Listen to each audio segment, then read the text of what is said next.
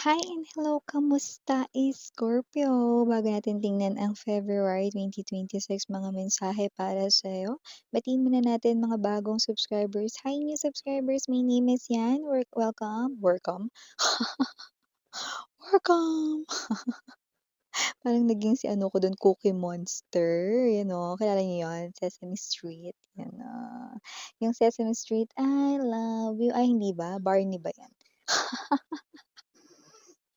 Isa na namang joke ang pumanaw sa ibabaw ng earth. At yun nga mga babes 'no, hi sa ating mga puyaters. Thank you so much istambayers ng mga Scorpions diyan, thank you. At yun nga mga babes 'no, ang inyong February 2026 messages na ating kukunin 'no. And yes, mga babes, if interested sa pagkuha ng overall forecast for your zodiac sign for the entire 2026 yan, i-message lamang ako sa thehighpriestessrokr@gmail.com na nakikita ninyo sa inyong screen. At yun nga mga babes, na 1-5 yan, consisting ng general messages, love messages, career/business messages. Okay? Money messages, angel numbers for extra guidance, and yung significant events to remember, pumapasok doon ang sudden changes, transformations, pagbabago na hindi nyo alam na darating, na pero doon papasok yun, and even surprises. Yan, no? So, let us see your messages. Cross watchers ni Scorpio, welcome ka rin. May Scorpio placements sa natal/birth chart, welcome din kayo. Just take only what resonates. Scorpio's February 2026 messages. Thank you so much, Archangel Michael, together with the angels and army of guardians. Ni Scorpio, can we get mga mensahe for them, please? Oh, that was fast. Let us see. Is Scorpio.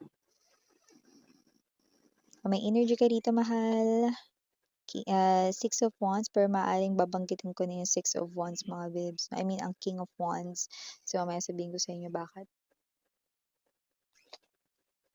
Ten of Cups.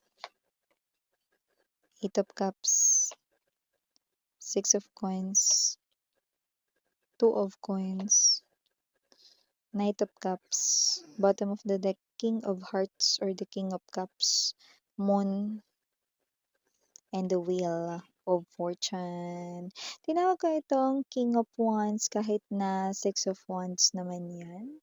So, ibig sabihin no, maaari ngayong taon, especially baka ngayong February magsimula no, na meron ng mga changes na mangyari paunti-unti sa kaperahan mo, negosyo mo, or ano man yung way of earning a living mo kung nagtatrabaho ka sa isang company. Yan.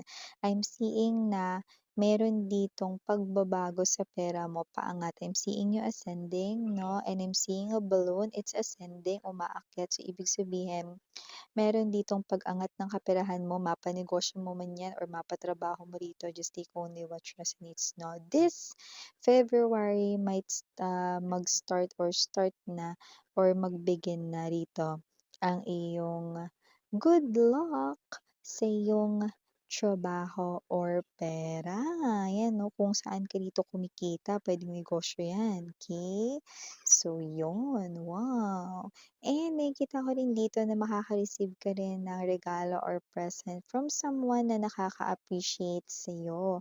Okay? Yung iba, oo, galing ito sa special person mo. Pero yung iba, no, galing ito sa iyo ritong nearby or person no na malapit sa'yo, puwedeng good friend or puwedeng colleague 'no, yeah. It's a token of appreciation because you showed how thoughtful you are to them 'no. Kung meron ditong nagawa or baka may magagawa ka pa lang na something na tutulong sa kanila 'no, then hindi sila rito magkikibit-balikat 'no na ilibre kayo or bigyan kayo ng something 'no, as a sign of pa-thank you nila sa'yo. Scorpio, ayan o. Pa-milk tea, baka bilhan ka nila niyan. Pa-meryenda, gano'n, 'no, or kung ano man 'yan, okay. Maliban diyan, ito hindi para sa lahat pero babanggitin ko pa rin, 'no. If you are a Scorpio na straight ka, like, when we say straight 'no, kunyari ikaw ay woman 'no, ang gusto mo na maging partner ay man at kung ikaw naman ay man, ang gusto mong maging partner ay woman 'no, okay. Here, ang message na nakukuha ko, merong LGBTQs 'no, na nagkakagusto sa'yo. Okay. And kung sino man 'tong person na 'to na nakikita ko rito medyo matagal ka na niyang gusto. Possible 'no, na mas kasi matagal ka niyang gusto, mas maaaring maipakita niya sa'yo rito 'no, yung kanyang feelings, ngayong February 'no. It's up to you sweetheart 'no, kung ano yung iyo ritong gagawin 'no. Sinasabi ko lang kasi nakikita ko rito na puwedeng umamin na siya sa'yo. Okay, or puwedeng, eto siya 'no, na puwedeng baliktad naman 'no. So, if you are an LGBTQ watching right now at yung taong gusto mo ay straight siya, like hindi siya LGBTQ 'no, 'yan 'no, possible po 'yan. Kaya naman, just take only what resonates, okay? So, maliban diyan 'no, yeah, that might be personal, clues 'no, for the viewers. So, for the Two of Pentacles naman, ang nakukuha ko rito maaaring mas maging busy ka sa'yo rito 'no, na mga ganap sa life 'no. Like to the point na halos hindi mo na rito maramdaman 'no, yung bahay ninyo. Dahil maaaring palagi kang alis ng alis ngayong February. Nakita ko rito may kinalaman sa pera, may kinalaman rin naman sa mga lakad 'no. Marami kang lakad ngayon, Scorpio. Puwedeng makikipagkita sa mga friends na may nakikita rin ako ditong medyo pagbiyahe ng malayo-layo. Puwedeng probinsya ito 'no or whatsoever. May mga nakikita rin ako ditong mga transportations like bus, baka sumakay ka diyan, terminal, and also himpapawid airplane, okay. So, maliban diyan new love, meron ako dito nakikitang new love 'no. Maaaring ikaw ba ay recently lang na nakipag-break sa boyfriend mo pero hindi ka pa ready or girlfriend mo na pero hindi ka pa ready 'no, na mag-enter ng isang love relationship. Okay lang kasi kung sino man 'tong person na 'to, naiintindihan ka niya or maiintindihan ka niya. Maaaring ngayong February 'no, ay mag-confess siya sa'yo rito 'no, ng feelings. Matagal ka na niyang gusto, oo. At kung sino man 'tong energy na ito 'no, medyo may pagka-classic man or classic woman siya 'no. Simple lang din siya, tsaka may itsura 'to, yung nakikita ko. Okay. Bakit bagong person? Kasi hindi pa naging kayo, hindi pa kayo nagkaroon ng any legendary love history. Pero itong person na 'to 'no, ay maaaring lumapit sa'yo the moment na, ito 'no, nakaka-break mo pa lang. Parang clue yun, eh, kung ikaw 'to nakaka-break mo pa lang, kahit ano man 'yan, kailan man 'yan 'no, nangyari 'no, nito nakaraang taon or what, ikaw naman makakapagsabi kung ano yung categorization mo sa kailan ka lang nakipag-break, okay, or nag-break kayo ng karelasyon mo. So, nakita ko dito na itong person na 'to 'no, is someone willing to wait up until maging ready ka na 'no, na i-entertain siya or pakinggan yung kanyang feelings and emotions, 'yan. Okay, so 'yun ang pinapakita rito. May chance pa nga na baka 'yan talaga yung person for you because the white horse ay nandito, okay. Because whenever I see white horse is an indication na itong tao na 'to ay padala ni universe 'no, just for you. There could be a destined connection dito na maaaring mag-unfold 'no, kaya nakita rin ako rito 'no, ng soul to soul connection sa inyong dalawa. So, maaaring meron kayong past life encounterments, okay. Maaaring, maging familiar na siya sa'yo, okey? Kahit na yung iba bago lang 'yan 'no, na dumating sa life mo, yung iba naman dito, matagal na kayong gusto niya, matagal niya na kayong kilala, okey? So, maliban diyan with the Moon and the King of Cups, possible rito 'no, na merong sabihin na secret sa'yo ang isang taong pinagkakatiwalaan mo. Bagay na pinagkakatiwala niya ito sa'yo dahil alam niyang hindi ka madaldal at hindi mo 'yan ikakanta sa iba. Uy, 'di siya sure. Eme. Nakikita kang pagkakatiwalaan ng taong ito kaya sasabihin niya sa'yo ang secret niya. Puwedeng meron siyang iniisip na problema, yung iba sa loob ng kanilang tahanan or home 'no, medyo hindi siya okey. Sa emotions niya hindi siya okey. Pero alam niyang gusto niya na itong ilabas. Ikaw ang napipili niyang taong gusto niyang pagsabihan ito. Okay.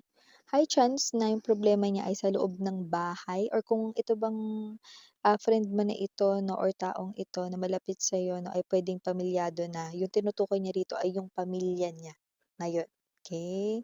Pero hindi natin ililimit lang din doon kasi meron din tayo dito nakitang usapang pag-ibig. I just saw heart with bandage. So, possible na yung ikukuwento niya sa'yong problem ay about love life 'no, pero gusto niyang secret mo lang 'yan. 'Yan, 'wag niyong sasabihin kahit sa iba niyo daw na mga friends, okay. So, maliban diyan, Scorpio, may energy rin dito, no, na posibleng may mga biyaya rito, no, na nalikom mo from your past life dito na ngayon mo matatamasa or mapapasa kamay. Yan ay hindi sabay-sabay darating, pero yan ay mga blessings with S. So, ibig sabihin, no, maaring meron ka ng ma-start na ma-receive na blessing ngayong February, no, at yeah, this 2026, no, meron ka pang matatanggap. Yan. Anong nalikom, miss yan? Nung past life ko. Maaring may nagawa ka na kabutihan or tumulong ka dati 'no, nung nabuhay ka. Siyempre 'di mo na maaalala yun mare or pare, 'di ba? Pero dito yun yung, nagawa mong kabutihan. So, parang si universe, sabi ko nga sa inyo 'no, kung goodness ang ibabato mo 'no, at, goodness din ang babalik sa'yo at kung, ang iyon namang ibabato ay, kasamaan 'no, bad karma naman ang makukuha 'no. Ibig sabihin good karma ito at ito ay in a form of blessings mo matatanggap. Ay bongga guys 'no. At siyempre ingatan niyo rin ang inyong belongings, nakikita ko dito na wala namang magnanakaw niyan, walang titirador ng gamit ninyo, pero posibleng maiwanan niyo naman. Mga lapag dito, lapag doon 'no, makiki-CR sa mall 'no, or maglalapag sa kinainan na mesa 'no, 'yan ta's nakalimutan may gamit pala, 'yan 'no. To avoid this type of, inconvenience sa'yo 'no, okey, maging aware at maging mindfulness ka sa iyong mga kagamitan, okey? So ito yung mga messages right here for you, Scorpio. Again, I'm Yuriana Oning, mga mahal. Thank you so much. It's such a privilege to see these messages sa inyo. Sarang light. Annyeong.